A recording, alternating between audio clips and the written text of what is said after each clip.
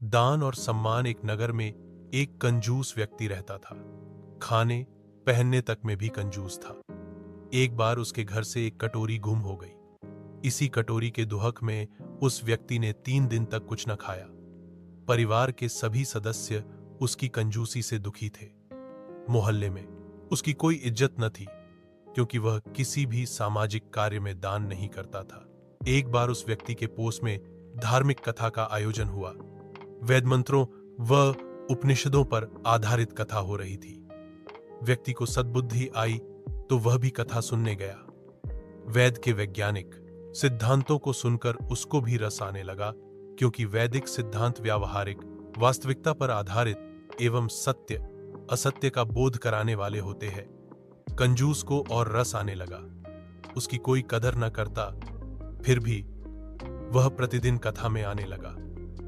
कथा के समाप्त होते ही वह सबसे पहले शंका पूछता।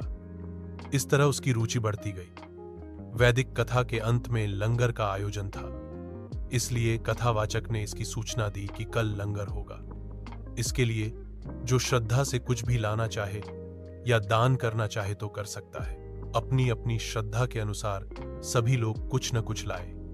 कंजूस के हृदय में जो श्रद्धा पैदा हुई, वह भी एक गठरी बांध सिर पर रखकर लाया भी काफी थी।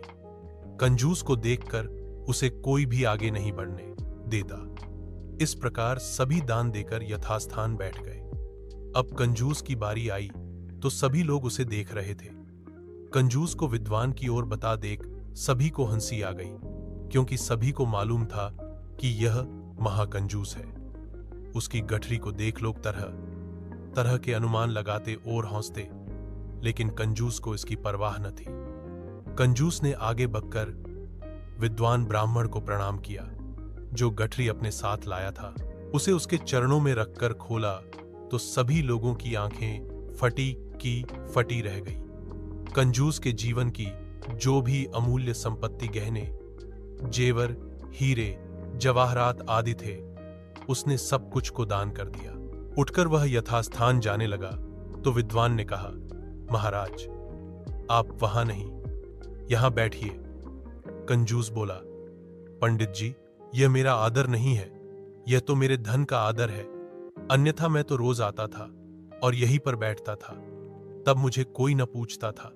ब्राह्मण बोला, नहीं महाराज, यह आपके धन का आदर नहीं है, बल्कि आपके महान त्याग, दान का आदर है। यह धन तो थोड़ी देर पहले आपके पास ही था, तब इतना आदर सम्मान नहीं था।